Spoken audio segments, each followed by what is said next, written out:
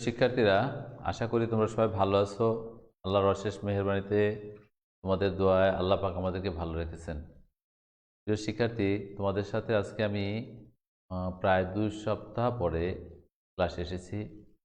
অর্থাৎ আমি তোমাদের লাস্ট পারমোটেশন 3 যে 1 2 3 3টে ক্লাস নিয়েছিলাম এই সপ্তাহের আগের সপ্তাহে মেবি আমরা ওই ক্লাসটা কন্টিনিউ করার পরের থেকে তোমাদের রেদওয়ান স্যার তোমাকে 2-3টে ক্লাস বোধহয় নিয়েছেন সমাবেশের উপরে।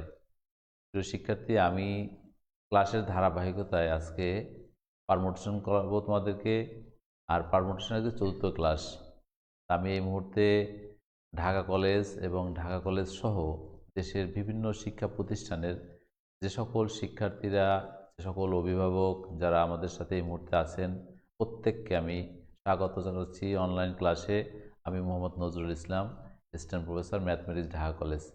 প্রিয় শিক্ষার্থীরা, তোমাদের সাথে আমি যে 3টে ক্লাস নিয়েছি ইতিমধ্যে, সেই 3টে ক্লাস ছিল বিন্যাসের উপরে। আর বিন্যাসের 3টে ক্লাস তোমরা দেখেছো, বা আমি যে ক্লাসগুলো তোমাদের প্রিভিয়াসলি যেগুলা তোমাদের সাথে ছিলাম, যে বিষয়বস্তু বা উদ্দীপক অথবা যে শিখন ফল নিয়ে, সেটা আমাদের ফার্স্ট ক্লাসটা ছিল বিন্যাসের বেসিক নলেজ বা এই জাতীয় কথা নিয়ে।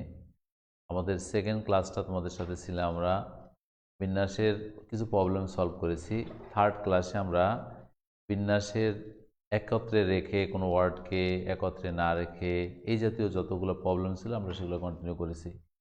প্রিয় শিক্ষার্থী, আজকে মূলত আমি তোমাদের সাথে যে ক্লাসটা কন্টিনিউ করব বা যে বিষয়বস্তুটার উপরে আমি ক্লাসটা নিব, সেটা হচ্ছে, তোমরা জানো বিন্যাসের যে শিখন ফলগুলো আছে সেই শিখন ফলগুলোর মধ্যে আমরা একটা ওয়ার্ডকে অ্যারেঞ্জমেন্ট করা এই ধরনের কিছু শিখতে হয়।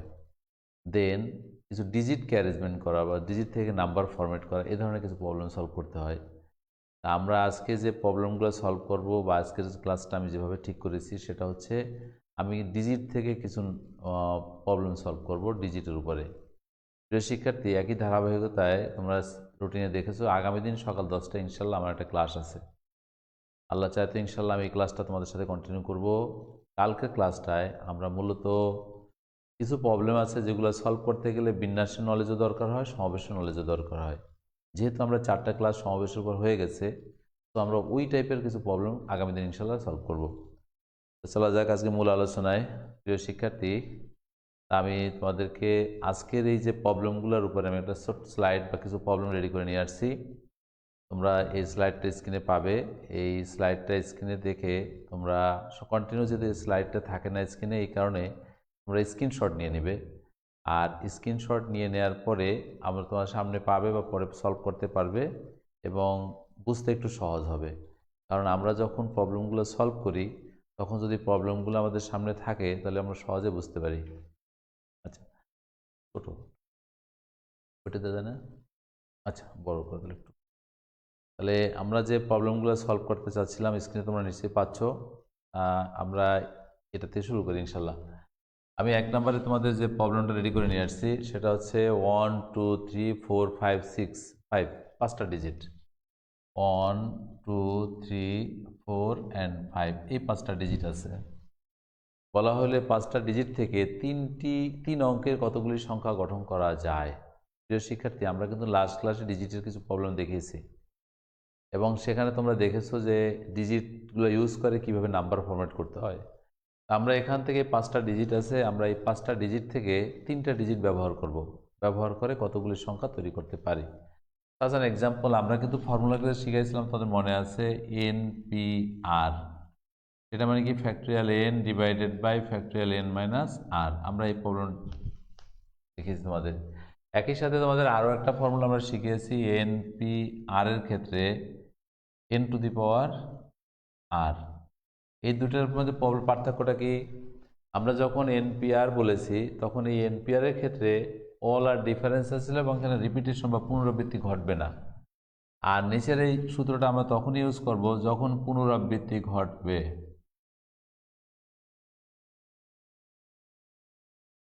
যদি কখনো পুনরাবৃত্তি ঘটে বা রিপিটেশন হয় তখন n to the power r। আর যদি রিপিটেশন না ঘটে তখন সেই ক্ষেত্রে হচ্ছে উপরের ফর্মুলাটা আমরা ইউজ করব। আমাকে বলা হয়েছে 1 2 3 4 and 5, এই 5টা ডিজিট আছে। এই 5টা ডিজিট থেকে 3 অঙ্কের কতগুলি সংখ্যা গঠন করা যায়, মানে কি? তুমি মনে করো 1 2 3 একটা নাম্বার করলাম, মনে করো 2 3 4 একটা নাম্বার করলাম, 4 5 1 1 5 3। আমরা এই জাতীয় কতগুলো নাম্বার তৈরি করতে পারি।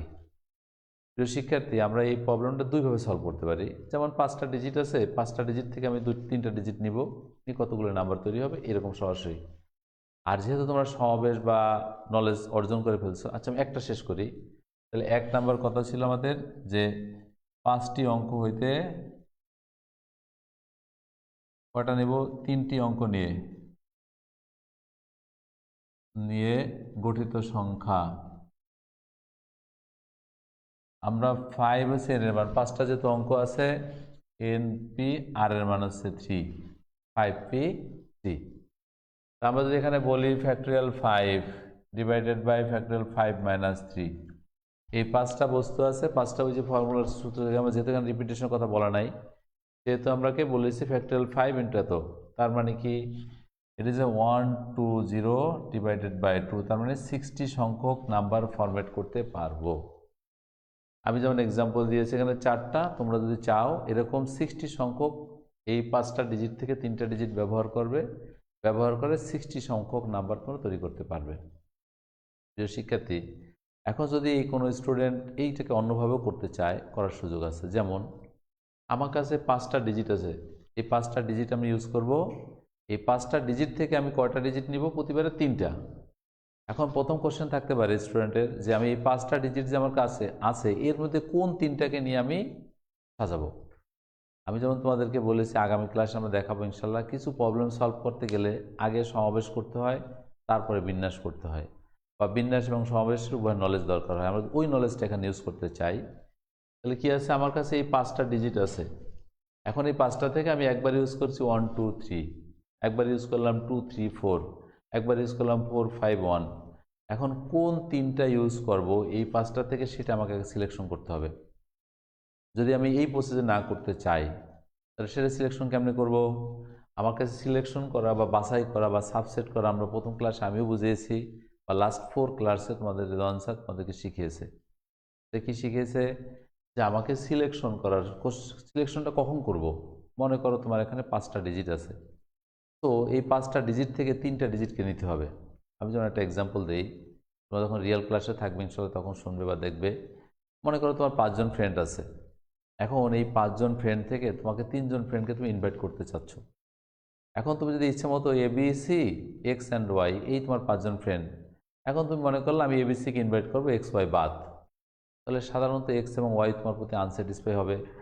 সেক্ষেত্রে আমাকে কী কাজ করতে হবে, এই যে কম্বিনেশনের সফটওয়্যার এন সি আর, মানে কি factorial n divided by factorial r factorial n minus r, এই সফটওয়্যারের কাজটা কি, এই সফটওয়্যারের কাজ হচ্ছে তোমার 5টা ডিজিট আছে, 5টা নাম্বার আছে, 5জন ফ্রেন্ড আছে, তো এই 5জন ফ্রেন্ড থেকে আমাকে 3জন ফ্রেন্ডকে ইনভাইট করতে হবে। তো এখন 3জন কি, এন এর মান হচ্ছে 5, তুমি এন এর মানটা হচ্ছে 5, তুমি 3জনকে ইনভাইট করবা, এন সি 5C 3। যদি তুমি 3জন ইনভাইট করতে চাও, তাহলে এই 3জনকে কিভাবে ইনভাইট করতে পারবা, ফ্যাক্টরিয়াল 5 ডিভাইডেড বাই ওই যে ফ্যাক্টরিয়াল আর মানে 3, ফ্যাক্টরিয়াল এন মাইনাস আর 3 মাইনাস 2, তার মানে ফ্যাক্টরিয়াল 5 মানে 120, ফ্যাক্টরিয়াল 3 6 অ্যান্ড 1, তার মানে হচ্ছে 20 প্রকারের ইনভাইট করার সুযোগ আছে। আমার 5টা ভিন্ন ভিন্ন বস্তু আছে 1 2 3 4 5, আমি এখান থেকে 3টা বস্তুকে বাছাই করব বা তাদেরকে নিয়ে সাজাবো। এখন আমি কোন 3টাকে সাজাবো সেটা ঠিক করে নিলাম, তবে এই 20টা গ্রুপ হয়ে গেল। মানে কি, তুমি মনে করো একবারে নিলা 1 2 3 একটা গ্রুপ, একবারে নিলা 1 2 4 একটা গ্রুপ, একবারে নিলা 2 3 4 একটা গ্রুপ। দেখো এই গ্রুপে যে এলিমেন্টস আছে এই গ্রুপে সেই এলিমেন্টস নাই, এইটা যারা আছে এখানে তারা নাই, এরকম আমি 20টা সাবসেট বা 20টা গ্রুপ করতে পারবো। এটা হলো এই 5টা ডিজিট থেকে 3টা ডিজিটকে বাছাই করলাম।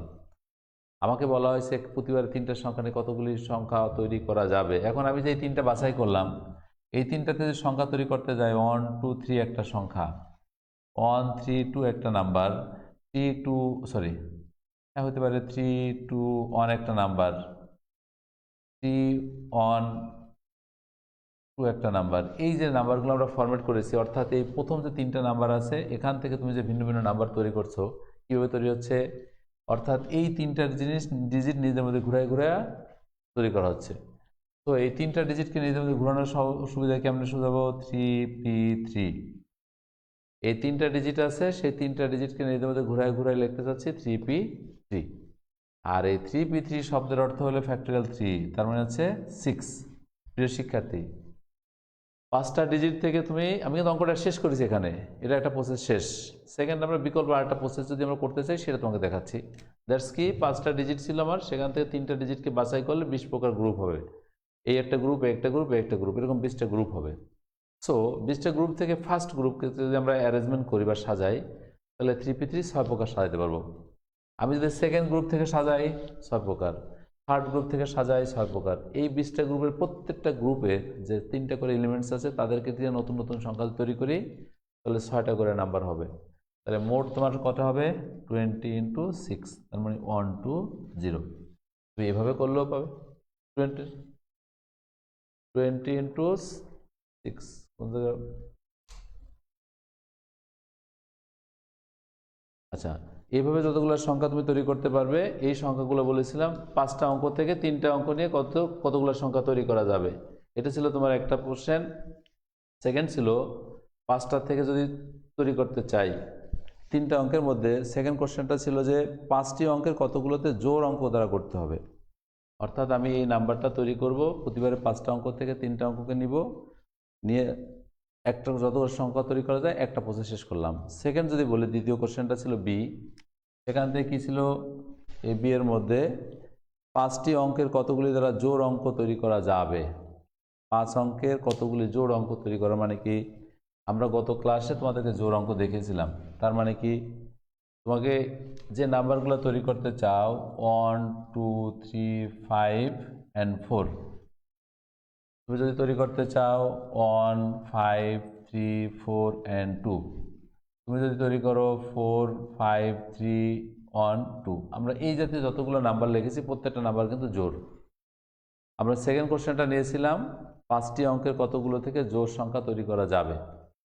আমরা 5টা অঙ্ক ব্যবহার করব, এই 5টা অঙ্ক ব্যবহার করে আমি যদি জোড় সংখ্যা তৈরি করতে চাই, তাহলে অবশ্যই অ্যাট দ্য এন্ড টাইমে আমাকে 2 অথবা 4, তোমাকে 2 এবং 4 যে কোনো একটা ডিজিট যদি আমাকে শেষে থাকে, তাহলে যে নাম্বারগুলো তৈরি করা সম্ভব তার অবশ্যই জোড় সংখ্যা হবে।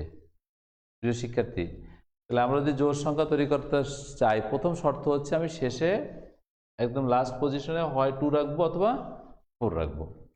আমি ফার্স্ট চাচ্ছি যে কোনো একটা ডিজিটকে, যেমন এই 4কে শেষে রাখবো, 4কে শেষে রেখে কতগুলি সংখ্যা তৈরি করা যাবে।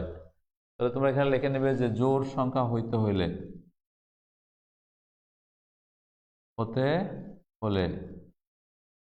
অবশ্যই শেষে 2 অথবা 4 থাকতে হবে।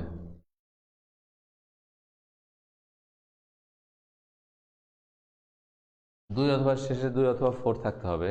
আমরা যদি শেষে 2 অথবা 4 রাখতে চাই, আমি ধরে নিলাম আমি 4কে শেষে রাখবো। প্রিয় শিক্ষার্থী, যদি আমি 4কে শেষে রাখতে চাই, তাহলে অ্যাট দ্য এন্ড টাইমে 4 যতগুলো নাম্বার তৈরি করবো সকল নাম্বারের শেষে 4 থাকবে। আমার যদি 4 লাস্ট পজিশনে ফিক্স থাকে, আমি এই 4টা ফিক্স রাখলাম। বাকি ডিজিট থাকলো কয়টা আমার কাছে, 4টা। এই 4টি অঙ্ক রেখে তাহলে 4কে শেষে স্থির রেখে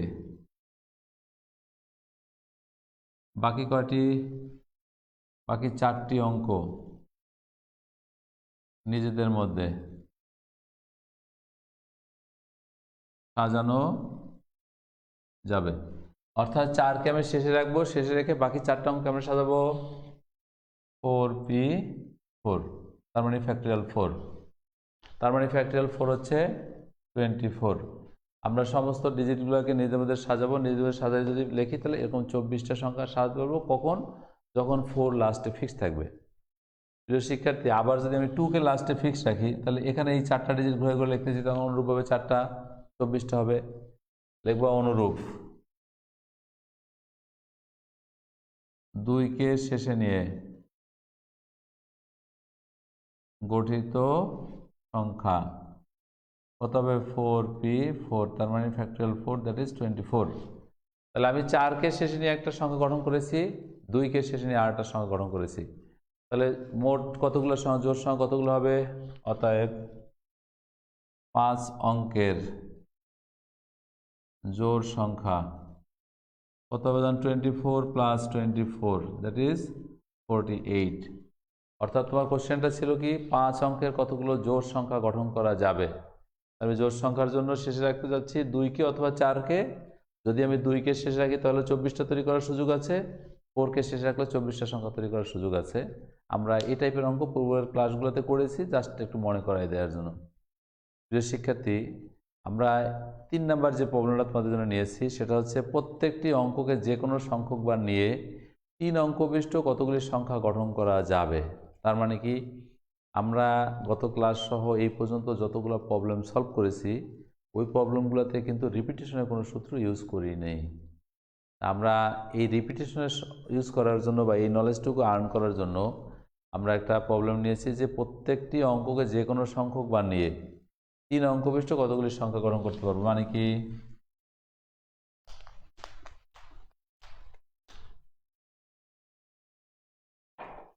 তুমি এটা 3 নাম্বার কোশ্চেনটা, প্রত্যেকটা অঙ্ককে যে কোনো সংখ্যক বার নিবে। মানে হচ্ছে দেখো এই 1 2 3, মনে করো 2 2 3, 2 2 2, 3 2 1, 3 4 5, 3 3 3, 3 3 5, এই যে কতগুলো নাম্বার আমি এক্সাম্পল দিলাম। দেখো এইখানে কোনো সংখ্যার রিপিটেশন নাই, 3টা ডিজিট ভিন্ন। এইখানে 2টা ডিজিট সেম, একটা ভিন্ন। এখানে 3টা ডিজিট সেম, এইখানে 2টা সেম, এখানে 3টা সেম। তা আমরা এরকম বলছে যে কোনো বার নিয়ে প্রত্যেকটি অঙ্ককে যে কোনো বার নিতে পারবো। আমরা যদি চাই 2কে 3বার নিতে পারবো, 2কে চাইলে 2বারও নিতে পারবো, 1কে চাইলে, প্রত্যেকটা নাম্বারকে আমরা রিপিটেশন করার সুযোগ আছে। এখানে এই ডিজিট 5টা ডিজিট থেকে আমরা 3টা ডিজিটকে নিব, সেই 3টা ডিজিট থেকে প্রতিবারে নেওয়ার পরে কতগুলো সংখ্যা তৈরি করা যাবে, এটা ছিল কোশ্চেন। প্রত্যেকটি অঙ্ককে যে কোনো সংখ্যক বার নিয়ে 3 অঙ্ক বিশিষ্ট কতগুলি সংখ্যা গঠন করা যায়। প্রিয় শিক্ষার্থী, তাহলে মোট 5টি অঙ্ক হতে 3টি অঙ্ক নিয়ে গঠিত সংখ্যা। প্রিয় শিক্ষার্থী, মোট নাম্বার 5, এর মান 5, এই 5 লিখলো তুমি। পি নিয়ে সাজাতে চাচ্ছ, প্রতিবারে কয়টা ইউজ করবো? আর এর মান 3, আমি 3টে করে ইউজ করেছি। এখন যদি এই 5টা থেকে 3টে করে নিয়ে ইউজ করতে যাই তাহলে যে নাম্বারগুলো ফরম্যাট করতে পারবো সেই নাম্বারগুলো যদি রিপিটেশন না হয় তাহলে আমরা এই উপরে এই ফর্মুলাটা ইউজ করব।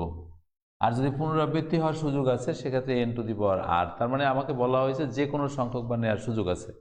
তার মানে কি, তুমি যে কোনো সংখ্যক বার নেওয়ার সুযোগ মানে n to the power r। তো আমরা এটা থেকে তাহলে লিখতে পারবো কত? 5 টু দি পাওয়ার 3। আমরা যদি এই ডিজিটগুলোকে 5টা ডিজিটকে ঘুরায় ঘুরায় বসাই, প্রতিবার 3টে করে ডিজিট নেই, তাহলে n to the power r মানে 5, 125টা সংখ্যা বা নাম্বার তৈরি করার সুযোগ আছে। প্রিয় শিক্ষার্থী, এই যে 125 নাম্বার ফরম্যাট করেছে এর মধ্যে কি আছে দেখো, 3টা ডিজিট ভিন্ন, এর মধ্যে 2টা ডিজিট সেম, একটা ভিন্ন, এর ভিতরে 3টা ডিজিট সেম, আবার 3টাই ডিফারেন্স। ক্লিয়ার? তার মানে 2টা সেম, 3টা সেম, অথবা অল আর ডিফারেন্স, এরকম যত নাম্বার আমরা ফরম্যাট করতে পারবো। This is 125। এখন তোমাকে এই কোশ্চেনের আরেকটা অংশ আছে, কি বলছে, এদের কতগুলোতে 2 বা ততোধিক একই অঙ্ক থাকবে। 2 বা ততোধিক একই অঙ্ক থাকার মানে কি, দেখো তুমি এই ডিজিটটার মধ্যে এই 2টা সংখ্যা একই আছে, এদের মধ্যে 3টা সংখ্যা একই আছে, এরকম সংখ্যা কয়টা তৈরি করতে পারবো, এরকম সংখ্যা কয়টা তৈরি করতে পারবো। এটা ছিল আমাদের 2 বা ততোধিক একই।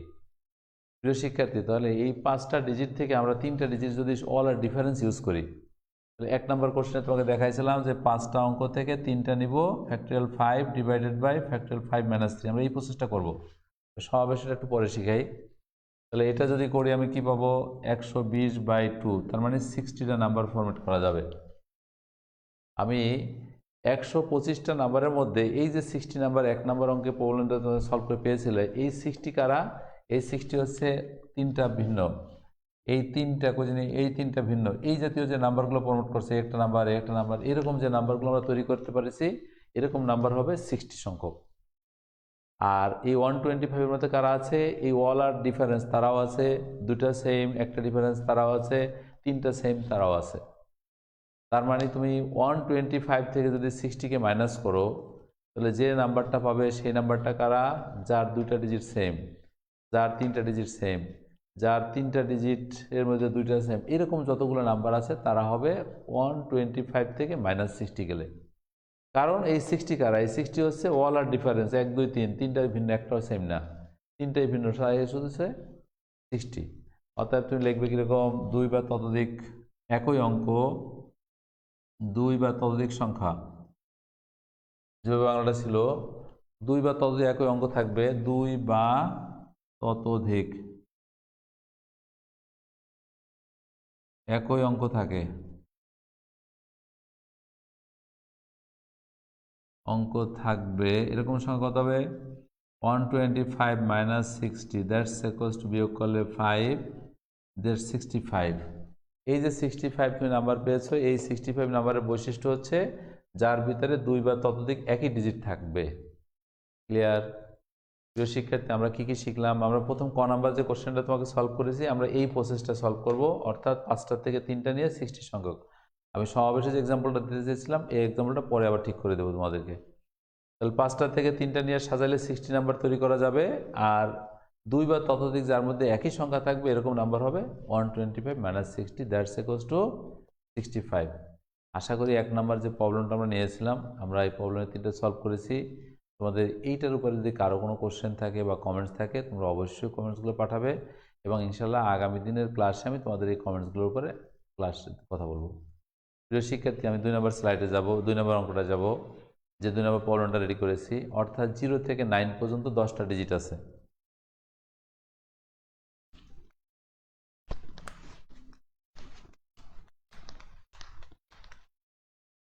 প্রিয় শিক্ষার্থীরা, তাহলে 2 নম্বর প্রবলেমের ক্ষেত্রে কি বলেছি, 0 1 2 3 4 5 6 7 8 and 9, এই 10টা ডিজিট আছে তোমার এখানে।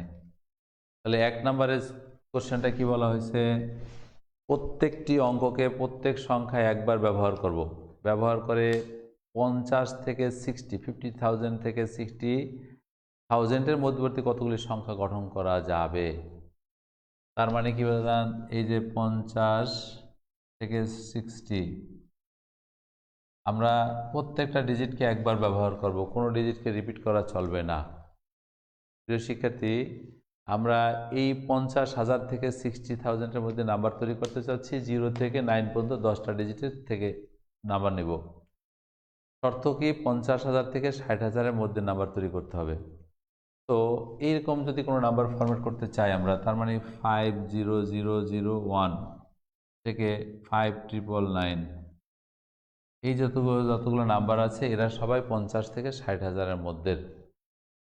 প্রিয় শিক্ষার্থী, আমি যদি 50 থেকে 60,000-এর মধ্যে কোনো নাম্বার তৈরি করার চাই, তাহলে একটা প্রথম শর্ত হচ্ছে অবশ্যই নাম্বারগুলোর শুরুতে বা ফার্স্ট পজিশনে যে নাম্বারটা থাকবে সেই নাম্বারটা হবে 5।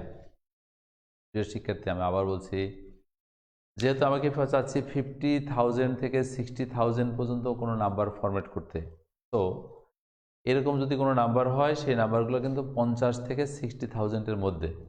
কিন্তু প্রিয় শিক্ষার্থী, এই 2টা ডিজিটের একটা ডিজিটও আমাদের কাছে অ্যাকসেপ্টেড না। কারণ কি, আমরা এই ডিজিটগুলো লিখেছি, তার ভিতরে একই ডিজিট 4 বার ইউজ করেছি, একই ডিজিট আমি 3 বার ইউজ করেছি। কিন্তু আমাদের শর্ত ছিল কি, প্রত্যেকটা অঙ্কে প্রত্যেক সংখ্যায় একবার ব্যবহার হবে। আমরা যে ডিজিটগুলো ইউজ করব সেই ডিজিটের রিপিটেশন চলবে না, প্রত্যেকটা ডিজিটকে একবার ব্যবহার করতে হবে। এবং এর মধ্যে তার মানে কি, যে নাম্বারগুলো ফরম্যাট করতে বলছে সেটা হলো 5 1 2 3 4, ঠিক আছে। মনে করো 5 2 1 3 4 5 6 9 1 4, এই যে নাম্বারগুলো আমরা ফরম্যাট করতেছি, এই প্রত্যেকটা নাম্বার কিন্তু 50,000 থেকে 60,000-এর মধ্যে, এবং এখানে কোনো রিপিটেশন নাই। যদি তুমি নাম্বারটা এরকম লিখতা 5 6 9 1 1, এই নাম্বারটা কিন্তু 50,000 থেকে 60,000-এর মধ্যে নাম্বার, বাট এটা অ্যাকসেপ্টেড না, বিকজ এটার শুরুতে আপনার কাছে 5 ঠিক আছে, কিন্তু অ্যাট দ্য এন্ড টাইমে একই ডিজিট 2টা আছে। তো আমরা যে ডিজিটগুলো ইউজ করব সেই ডিজিটগুলো অল আর ডিফারেন্স হবে, কোনো সেম ডিজিট থাকতে পারে, মানে রিপিটেশন চলবে না। এই কারণে আমাদের এই ডিজিটটা বা এই এক্সাম্পলটা অ্যালাউ না। তাহলে আমরা কি করলাম, 1 থেকে 0 থেকে 9 পর্যন্ত তোমার 10টা ডিজিট ছিল। এই 10টা ডিজিট থেকে তুমি যে নাম্বারগুলো ফরম্যাট করবা, অফকোর্স সেই নাম্বারগুলো হইতে হবে 50,000 থেকে 60,000-এর মধ্যে। তার মানে কি, আমাকে প্রথম সিদ্ধান্ত হলো আমরা অ্যাট দ্য ফার্স্ট পজিশনে যে ডিজিটটা ইউজ করব সেই ডিজিটটা স্টার্টিংয়ে অবশ্যই 5 হইতে হবে। কারণ কি, তুমি যদি এরকম লিখতা, দেখো 4 1 2 3 5, এই নাম্বারটা কিন্তু আমরা 5টা ডিজিট ইউজ করেছি, কিন্তু এট দ্য ফার্স্ট পজিশনে আমার যদি 4 থাকে, তাহলে আমাকে এই নাম্বারটা 50,000 থেকে 60,000-এর মধ্যে হওয়ার সুযোগ নেই। তো আমার শর্ত হলো অ্যাট দ্য ফার্স্ট পজিশনে 5, একটা 5 থাকবে এবং 5-এর পরে আমরা আর 4টা ডিজিট ইউজ করব এই বাকি এই নাম্বারগুলো থেকে। তাহলে যে নাম্বার ফরম্যাট করতে পারবো সেটা অবশ্যই 50,000 থেকে 60,000-এর মধ্যে। আমরা বেসিক নলেজটা বুঝছি কিনা? আমরা শুরুটা কীভাবে করব? লিখবে 50,000 থেকে 60,000 এর মধ্যে, এত এর মধ্যে যে কোনো সংখ্যা তৈরি করার জন্য অবশ্যই শুরুতে 5 থাকবে এবং শেষে 4টি অঙ্ক থাকবে। অতএব এইরূপ সংখ্যা কি? এখন এর সংখ্যা আমি বানাবো। প্রিয় শিক্ষার্থী, আমি বলেছি আমার শুরুতে 5 থাকতে হবে, এই শুরুতে 5 রইল। তো আমি একটা ডিজিটকে যদি কস্টেপ দিয়ে ফার্স্ট বেঞ্চে আটকাই দেই, তাহলে সেই 5 কিন্তু কখনোই মাঝখানে আর যেতে পারবে না, কারণ সবসময় তাকে ফার্স্ট বেঞ্চে থাকতে হবে। তো 5 ফিক্সড হয়ে যাওয়ার পরে 5 বাদ, তোমার বাকি ডিজিট হলো 9টা। এই 9টা ডিজিট থেকে তুমি 4টা ডিজিট এখানে ইউজ করতেছো। এরূপ সংখ্যা হলো 9p4। ক্লিয়ার? আমরা শুরুতে সবসময় ফার্স্ট বেঞ্চে 5কে বসাবো এবং বাকি যে ডিজিটগুলো থাকবে সেখান থেকে আমরা কয়টা ইউজ করব, সেখান থেকে যে নাম্বারগুলো ইউজ করব সেখান থেকে সেই নাম্বারটা থাকবে তোমার 9টা। সেই 9টার থেকে যদি আমি 4টা সংখ্যা ইউজ করি, তাহলে এরকম সংখ্যা তৈরি করা যাবে। দ্যাটস, এটাকে ক্যালকুলেটর ভাঙাবা যেভাবে পাও সেটা এতগুলো সংখ্যা তৈরি করা যাবে 50,000 থেকে 60,000-এর মধ্যে।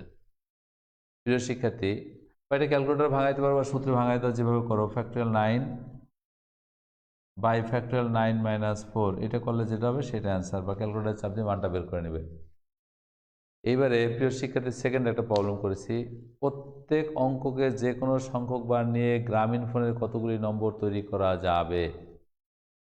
প্রিয় শিক্ষার্থীরা, আমরা প্রত্যেকেই কম বেশি ফোন ইউজ করি, কারণ ডিজিটাল বাংলাদেশ বা ডিজিটাল বিশ্ব, ফোন ছাড়া কাউ চলার কোনো সুযোগ নাই। কারো কাছে গ্রামীণ আছে, কারো কাছে রবি আছে, কারো কাছে অন্য টেলিটক আছে, আদার্স কোম্পানির ফোন ইউজ করি আমরা।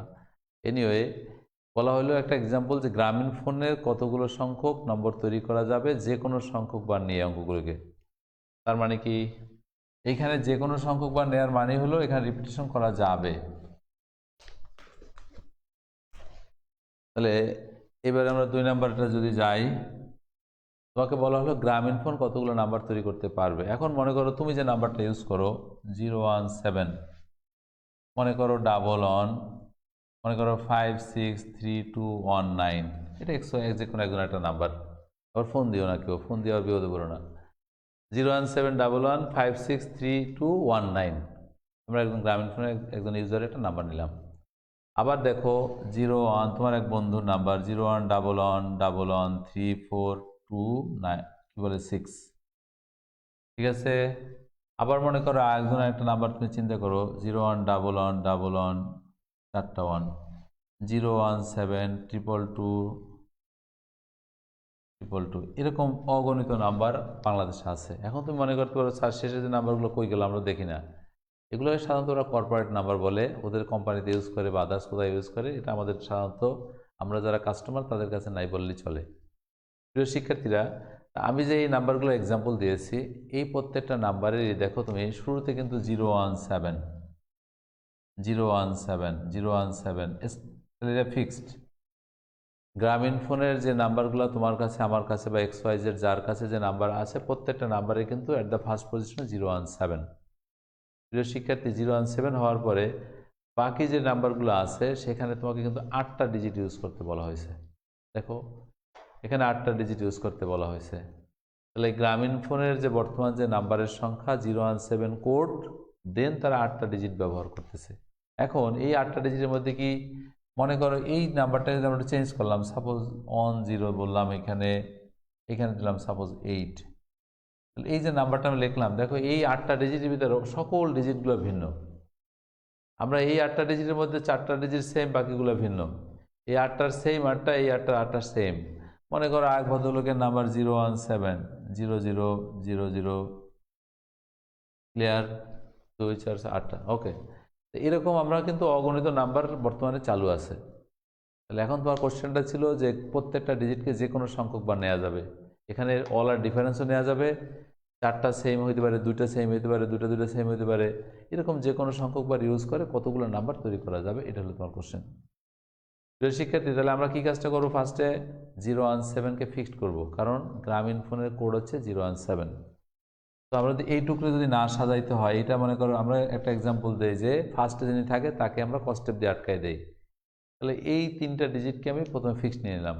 এটা নেওয়ার পরে বাকি তোমার কাছে যে ডিজিটগুলো থাকলো, সেই ডিজিটগুলো কোত্থেকে আসলো? 0 থেকে 9 পর্যন্ত মোট 10টা ডিজিট আছে। এই 10টা ডিজিটের মধ্য থেকে তুমি কয়টা ডিজিট ইউজ করতেছো? এখানে প্রতিবার এখান থেকে আমরা ইউজ করতেছি 8টা ডিজিট।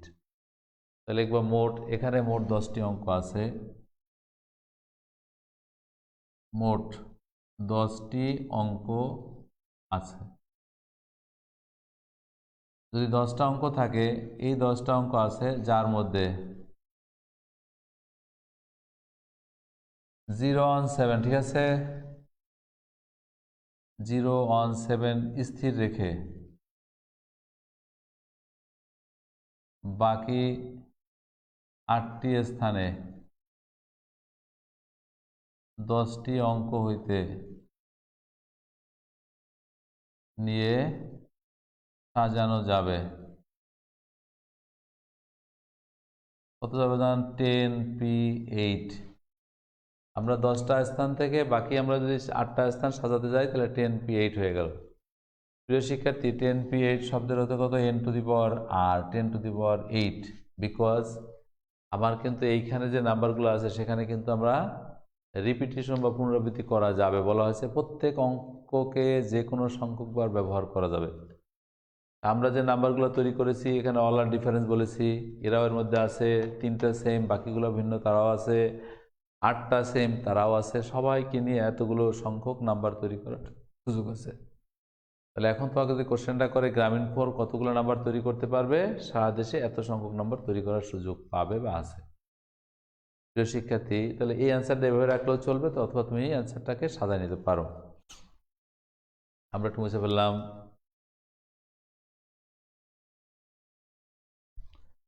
এরপরে বলা হয়েছে 3 নম্বর কোশ্চেনটা যেটা নিলাম আমরা, সেখানে ছিল খুলনা শহরের টেলিফোন নম্বর 5 অঙ্ক বিশিষ্ট বা 5 নম্বরের উক্ত উদ্দীপকের বর্ণগুলো ব্যবহার করলে কতগুলো ভাষায় সংযোগ দেয়া যাবে।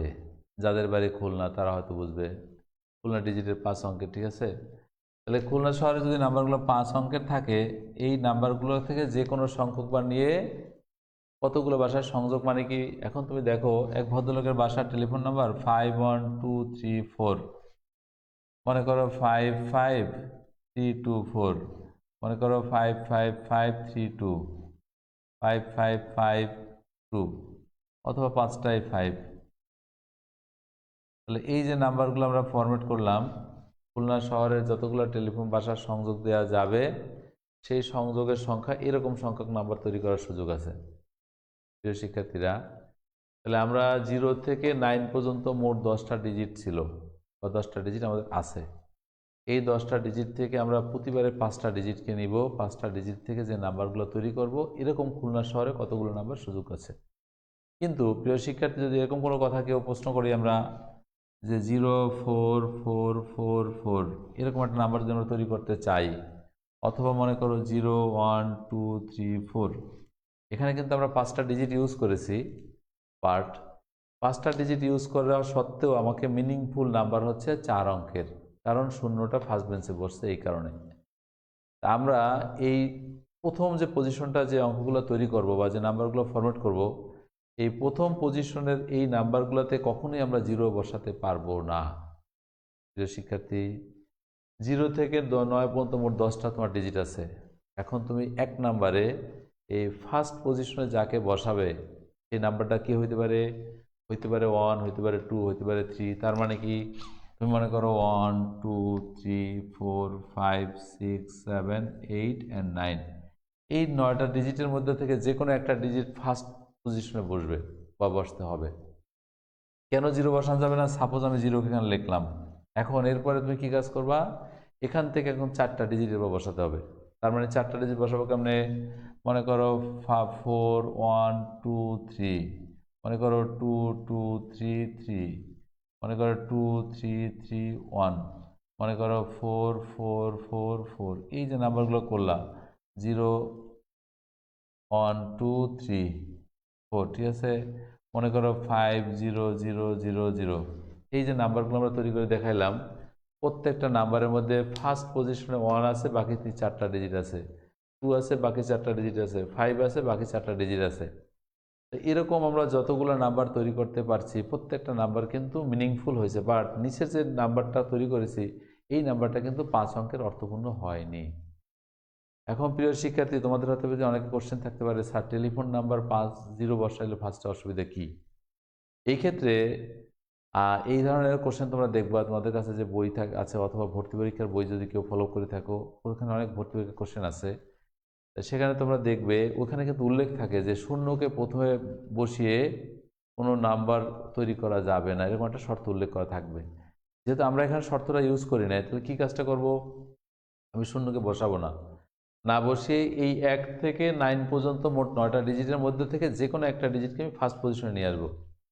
একটাকে ফার্স্ট পজিশনে নিয়ে আসার পরে তুমি যদি এরপরে বাকি 4টা ডিজিট একই সংখ্যা থেকে 4টা জিরো লেখো, তাহলে কিন্তু তোমার একটা নাম্বার তুমি তৈরি করতে পারছো। এই কারণে শুরুটাতে আমার জিরো বসানো যাবে না বা জিরোকে বসাবো না। তাহলে কিভাবে লিখবে? লিখবে খুলনা শহরের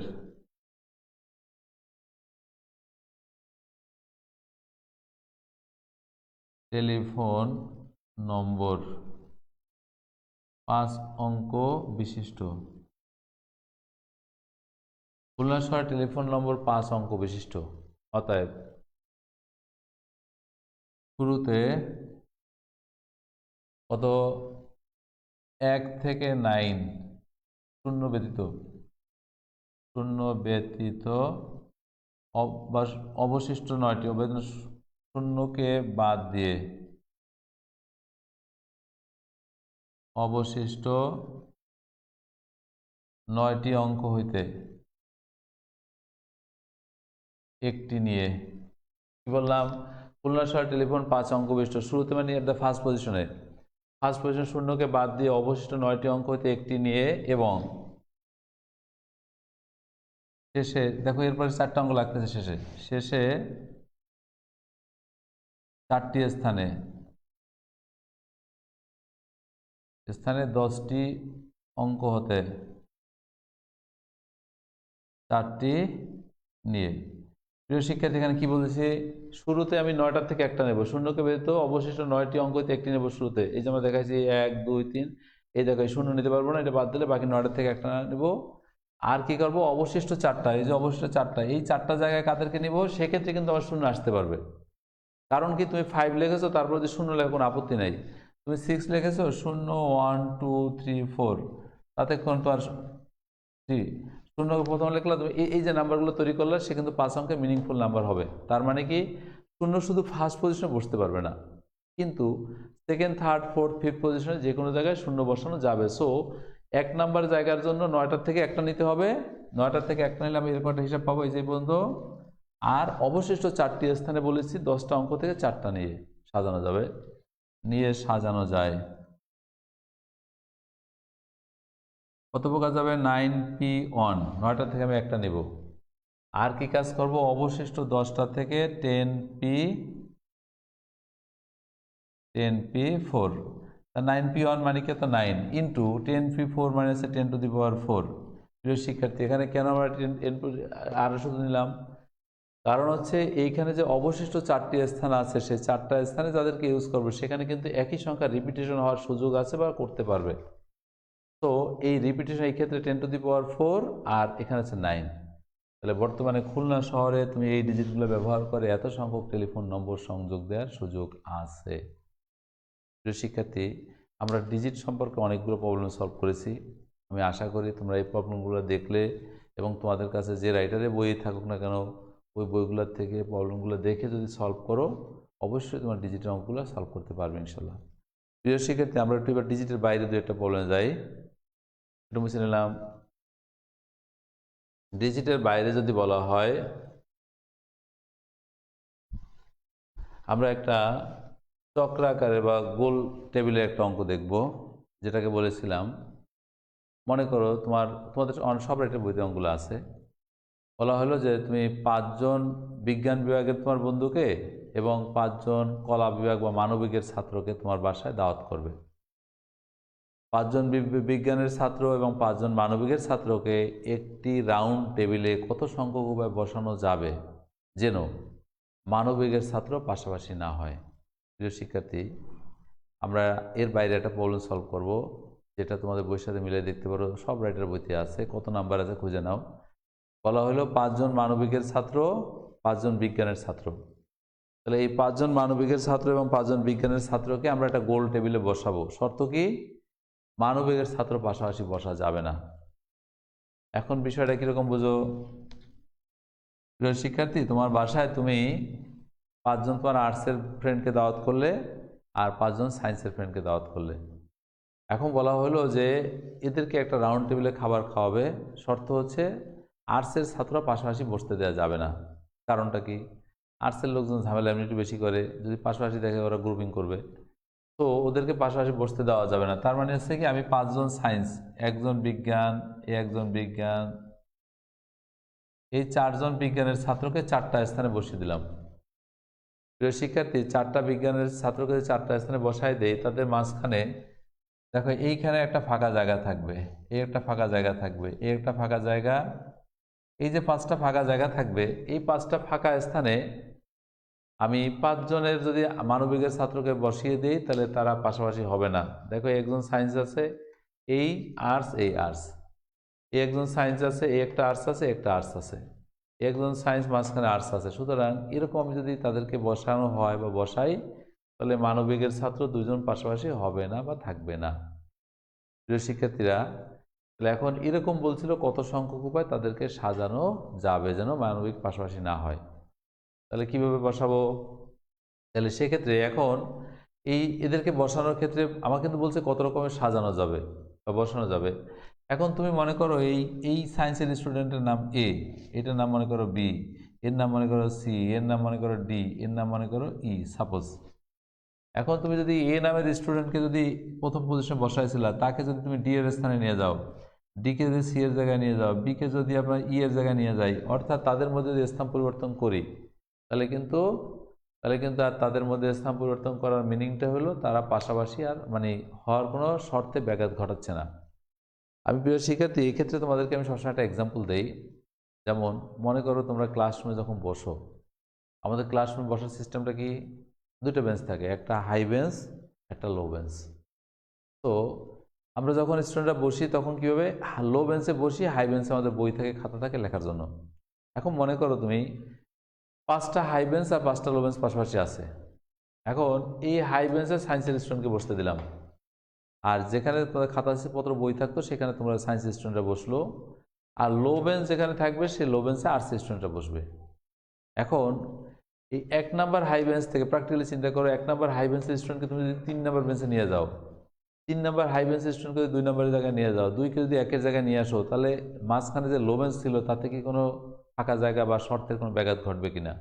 কারণ আমি এই হাই বেঞ্চ থেকে এই হাই বেঞ্চে নিয়ে আসছি, এটাকে এখান থেকে এখানে নেব, এখান থেকে এর এখানে নেব, অর্থাৎ নিজেদের মধ্যে যে স্থান পরিবর্তন করাবো, এই যে ঘুরে ঘুরে বসাবো বা সাজাবো, এতে কিন্তু তোমার মাঝখানের লো বেঞ্চ বা ফাঁকা জায়গার কোনো শর্তের ব্যাঘাত ঘটবে না।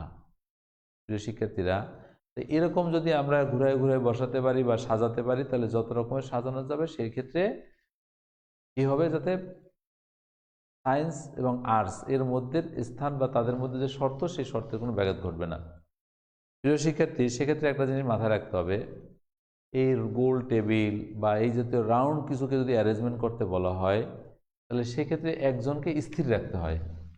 একজন সায়েন্সের ছাত্রকে স্থির রাখতে হবে। কারণটা কি? আমি সেক্ষেত্রে একটা এক্সাম্পল মনে করাই দিই। সেটা তুমি মনে করো তোমার বাসায় একটা রাউন্ড গোল টেবিল ঘড়ি আছে। তোমার বাসায় যে ঘড়িটা আছে, তুমি ঘড়িটা দিয়ে তাকাও, ঘড়িতে 12 নামের একটা জায়গা আইডেন্টি করা আছে। এই 12 নামের এই জায়গাটা আইডেন্টি করার অর্থটা কি? যখন ঘড়ির কাঁটা ঘুরে 12 এর স্থানে যায়, তখন কিন্তু আমরা বুঝি যে একটা ঘন্টা ওভার হয়েছে।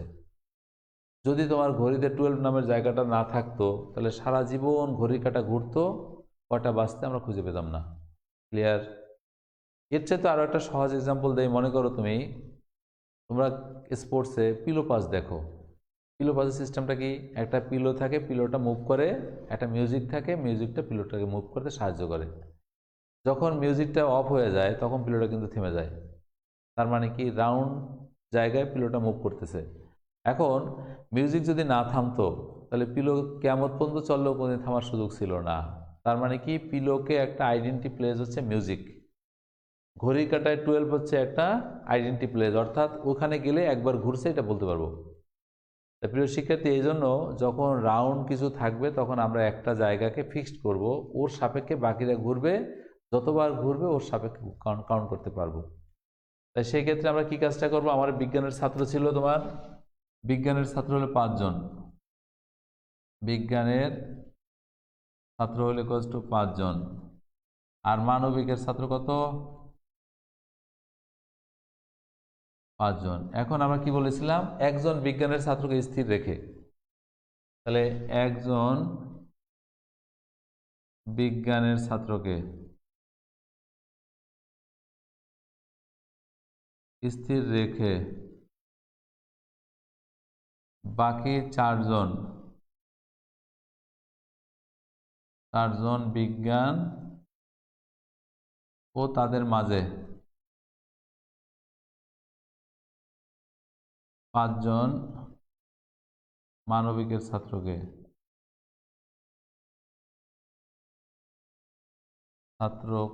বসানো যাবে। কত উপায় যাবে? এটা হলো 4P4। কেন 4P4 হলো? প্রিয় শিক্ষার্থী, তোমার কাছে 5 জন বিজ্ঞানের ছাত্র ছিল, সো আমি একজন বিজ্ঞানের ছাত্রকে ফিক্সড করে ফেলছি, তাই 4 জন রইলো। এই 4 জন ঘুরে ঘুরে বসাচ্ছি 4P4। আর মানবিকের ছাত্র কজন?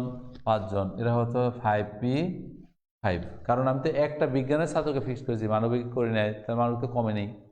তাহলে এর কারণে মাঝখানে কী হবে? যোগ করবো না গুণ করব? আমরা প্রায় চ্যাপ্টারের অনেক শেষ পর্যায়ে চলে আসছি। স্টুডেন্টরা তোমরা কি বলতে পারবে এটা গুণ হবে না যোগ হবে? আমাদের বুঝতে হবে। তাহলে আমরা কি কাজ করবো? এখানে গুণ করব। কারণ কি? গুণন মেথডের প্রসেসটা কী ছিল বলেছিলাম? একটা ফুল কাজ করার জন্য যতগুলো ক্ষুদ্র ক্ষুদ্র অংশ কাজ করবে বা যতগুলো অংশ কাজ করে সকল ইউনিটগুলো হবে গুণ। এখন ফুল কাজটা কি? তোমাকে 10 জন মানবিকের ছাত্র বসাবে, 5 জন মানবিক ছাত্র বসাবা, 5 জন বিজ্ঞানের ছাত্রকে বসাবা। তাহলে এই ছাত্র হলো বিজ্ঞানের ছাত্র বসানোর হিসাব, এটাকার মানবিকের হিসাব। শুধু আমি যদি এইটা হিসাব করি তাহলে কিন্তু ফুল হিসাবটা হচ্ছে না, কারণ ফুল হিসাব কি? 10 জন ছাত্র বসায় দেখাইতে হবে। আবার যদি এইটা হিসাব করি তাহলে কিন্তু ফুল হচ্ছে না, তো এটাও থাকতে হবে, এটাও থাকতে হবে। তাহলে এইটা হলো 10 জনের একটা অংশ, এটা হলো 10 জনের একটা অংশ। যতগুলো ইউনিট কাজ করবে সেই ইউনিটগুলো সব গুণ হবে। তাহলে প্রিয় শিক্ষার্থী, এটা গুণ করলে যেটা পাবো সেটা হলো ফ্যাক্টরিয়াল 4 ইন্টু ফ্যাক্টরিয়াল 5। এটা গুণ করলে যেটা হবে সেটা তোমার অ্যান্সার। এত সংখ্যক উপায় বসানো যাবে। প্রিয় শিক্ষার্থীরা, এই টাইপের একটা কোশ্চেন ভর্তি পরীক্ষা বইটা আসছিল রিসেন্টলি।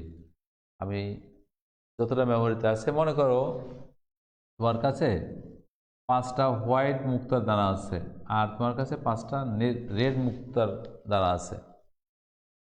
তোমাকে 5টা হোয়াইট মুক্তার দানা বলা হলো আর 5টা রেড মুক্তার দানা আছে তোমার কাছে। এখন তুমি এদেরকে নিবে, এই 5টা হোয়াইট এবং 5টা রেড, এদেরকে নিয়ে তুমি নেকলেস তৈরি করবে। বলছে এদেরকে ব্যবহার করে কত সংখ্যক উপায়ে হার তৈরি করা যাবে। প্রিয় শিক্ষার্থীরা, আমার কাছে 5টা হোয়াইট আছে, 5টা রেড আছে। শর্ত কি? 2টা রেড মুক্তার দানা পাশাপাশি বসতে দেওয়া যাবে না। আমি আবার বলছি, 5টা হোয়াইট 5টা রেড মুক্তার দানা আছে, এদেরকে একটা রাউন্ড বসাবো, বসে নেকলেস বা হার তৈরি করব। শর্ত কি? রেডকে পাশাপাশি বসতে দেওয়া যাবে না। এদেরকে আমরা নিয়ে এরকম কত সংখ্যক উপায় তাদেরকে বসাতে পারি। প্রিয় শিক্ষার্থী, আমরা আজকে তোমাদের বলে দিয়ে রাখছি আগেই, বা আবারও মনে করে দিচ্ছি, আগামী দিন সকাল 10টায় ইনশাল্লাহ আমার ক্লাস আছে। আমার আজকের ক্লাসটায় প্রথম যে প্রবলেমটা সলভ করতে গেছিলাম, অর্থাৎ বিন্যাস এবং সমস্যার ব্যবহার একসাথে দেখাতেছিলাম, আমরা ওই জাতীয় প্রবলেম আমরা ওই অংশটা অ্যাভয়েড করেছি। আমরা ওই জাতীয় প্রবলেম আমরা কালকে ক্লাসে শুরু থেকে শুরু করবো ইনশাল্লাহ। এই জন্য আজকে সব বিন্যাসের মধ্যে থাকলাম, ওটা আমি আর ওই জন্য মিক্সড করতে যাইনি। প্রিয় শিক্ষার্থী, তাহলে বলছিলাম তোমার কাছে 5টা হোয়াইট আছে, 5টা রেড আছে। তো এই 5টা হোয়াইট এবং 5টা রেড যখন থাকবে, এদেরকে নিয়ে একটা নেকলেস তৈরি করবা। শর্ত রেডকে পাশাপাশি বসতে দেওয়া যাবে না। তার মানে তুমি 5টা হোয়াইটকে 5 জায়গায় বসাও আগে। এই 5টা হোয়াইটকে 5 জায়গায় বসানোর পরে তাদের মাঝখানে 5টা ফাঁকা জায়গা হবে। দেখো এখানে এই 5টা ফাঁকা জায়গা, এই 5টা ফাঁকা জায়গায় যদি 5টা রেড বসাই দিই, এখানে রেড নেকলেস মুক্তাদানা বসাও, এটা রেড, এই একটা রেড। এই 5টা রেডকে 5 জায়গায় বসালে তাহলে কিন্তু আর এই রেডের সাথে রেডের মিক্সড হচ্ছে না, মাঝখানটা হোয়াইট থেকে যাচ্ছে। কন্ডিশন কি, 5টা রেড 5টা হোয়াইট ইউজ করবো, রেডকে পাশাপাশি বসতে দিব না। এই রেড কিন্তু পাশাপাশি নেই। এখন প্রিয় শিক্ষার্থীরা, তাহলে এখন এই জাতীয় প্রবলেম সলভ করার পদ্ধতি বলেছিলাম কি, 5টা হোয়াইটকে 5 জায়গায় বসানোর পরে তাদের মাঝখানে 5টা ফাঁকা জায়গা থাকবে। এই 5টা ফাঁকা জায়গায় যদি আমরা 5জন হোয়াইট রেড মুক্তাদানাকে বসাই দিই, তাহলে 2টা হোয়াইট মুক্তাদানা পাশাপাশি হবে না। তাহলে সেম ঘটনা, যেহেতু একটা নেকলেস মানে গোল কিছু, তাহলে গোল কিছু হওয়ার মানে কি, একটা হোয়াইট মুক্তাদানাকে আমরা ফিক্সড করবো প্রথমে। যদি একটা হোয়াইট মুক্তকে আমরা ফিক্সড করে নেই, এটা ফিক্সড করার পরে বাকি ডিজিট থাকলো কটা আমার কাছে, বাকি হোয়াইট থাকলো 4টা, তার মানে ফ্যাক্টরিয়াল 4। আর এই থাকলো কটা, জি, এই 5টা হোয়াইট থাকার পর বাকি থাকলো আমার কাছে 5টা ফাঁকা জায়গায়। এই 5টা ফাঁকা জায়গায় কাদেরকে বসাবো, 5টা রেড মুক্তাদানাকে বসাবো। এই যে আমরা দেখাইছিলাম 4p4 ইন্টু 5p5, তাহলে 4p4 ইন্টু 5p5 বসানোর পরে দেন এখানে কি করবো, একটা ফ্যাক্টরিয়াল 2 দিয়ে ভাগ করতে হবে। প্রিয় শিক্ষার্থীরা, এখানে গিয়ে স্টুডেন্টের ঝামেলা। আমরা যখন গোল টেবিলের প্রবলেমটা সলভ করলাম তখন 4p4 বা ফ্যাক্টরিয়াল 4 ফ্যাক্টরিয়াল 5 গুণ করেছি, কিন্তু ফ্যাক্টরিয়াল দিয়ে কাউকে ভাগ করে নেয়। আর যখন নেকলেসের কথা বললাম তখন আমি কেন ফ্যাক্টরিয়াল 2 দিয়ে ভাগ করলাম। প্রিয় শিক্ষার্থী, আমরা এক্ষেত্রে আমি একটা এক্সাম্পল দিই, তোমরা আমার এক্সাম্পলগুলো যদি একটু মনে রাখো তাহলে তোমাদের যখন অঙ্কগুলো বাস্তব প্রয়োগ করবে তখন খুব সহজ লাগবে, ভালো লাগবে। প্রিয় শিক্ষার্থীরা, আমরা মনে করো তোমাদের বাসায়, সবার বাসায় তসবি আছে। একটা তসবি তুমি বাম হাতে নাও, তসবিটার সাথে নেকলেস অনেকের হাতে নাও থাকতে পারে, বা যার কাছে আছে সে নেকলেস দিয়ে এক্সাম্পল নিতে পারো। একটা তসবি আছে, তসবিটা তুমি বাম হাতে নিলা। বাম হাতে নেওয়ার পরে তুমি তসবিটার দিকে তাকাও বা দেখো এটা একটা তসবি বা একটা মালা বা একটা নেকলেস। এটাকে তুমি এরপর কি কাজ করো, উল্টাবা, উল্টায় ডান হাতে দিবা। ফার্স্টে ছিল তোমার বাম হাতে, উল্টানোর পরে ডান হাতে দিলা। ফার্স্টে যেরকম ছিল সেকেন্ডলি কিন্তু আমরা উল্টায় ফেললাম। তো এই যে প্রথম যেরকম ছিল, উল্টানোর ফলে যে নেকলেস বা হার বা তসবিটা তুমি দেখতে পাচ্ছ, পূর্বের তসবি আর সেকেন্ড যে তসবি, দুইটা কিন্তু সেম, একই রকম দেখাচ্ছে। তুমি মনে করো এই হাতে একটা নেকলেস দেখলা, এটাকে উল্টায় তুমি এই হাতে দিলা।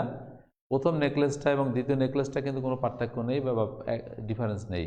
প্রথম যে তসবিটা দেখছো উল্টায় দেওয়ার পরে একই তসবি পাচ্ছ। তার মানে কি, তাহলে আমি যেটা প্রথম ছিল আমি উল্টায় দেওয়া মানে কি সাজালাম।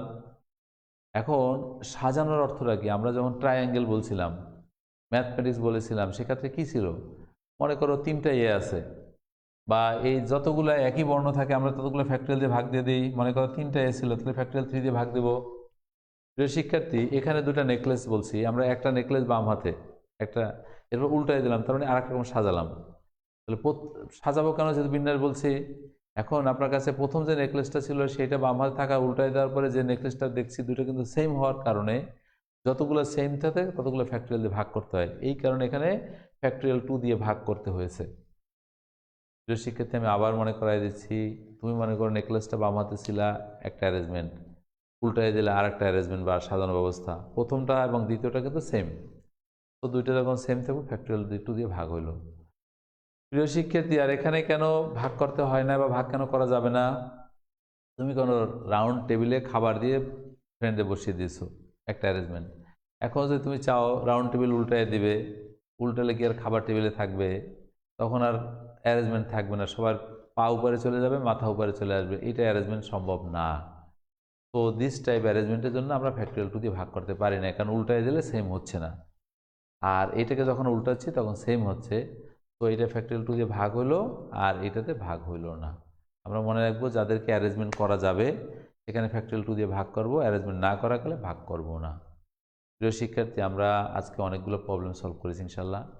আর অ্যাকচুয়ালি তোমাদের বিন্যাস সমাবেশ চ্যাপ্টারের ভিতরে এই নলেজগুলো যখন আর্ন করবে তখন তোমরা অবশ্যই ভালো উপায় অঙ্কগুলো পরীক্ষার হলে ইউজ করতে পারবে। তো প্রিয় শিক্ষার্থী, একটা জিনিস মাথায় রাখতে হবে, এই পারমুটেশন অ্যান্ড কম্বিনেশনের ক্ষেত্রে যেটা মেজর প্রবলেম হয়, স্টুডেন্ট কিন্তু পরীক্ষার হলে গিয়ে বুঝতে কষ্ট হয় যে সে প্রবলেমটা পড়ে সে কি বিন্যাস করছে না সমাবেশ করছে। ক্লিয়ার? এই জন্য আমাকে প্রথম নলেজ হচ্ছে এই চ্যাপ্টারের যে আগে প্রবলেমটা পড়ে সলভ করার আগে বুঝতে হবে যে আমি কম্বিনেশনে যাব না বিন্যাসে যাব। তো দিস টাইপ প্রবলেম আমরা কালকে করবো ইনশাল্লাহ। কালকে ক্লাসটা অবশ্যই থাকবে। সবাইকে ক্লাসে থাকার জন্য জানাচ্ছি, কারণ এই ক্লাসটার থেকে যে প্রবলেমগুলো সলভ করব পরীক্ষায় গ নাম্বার কোশ্চেনটা সেখান থেকে আসবে ইনশাল্লাহ।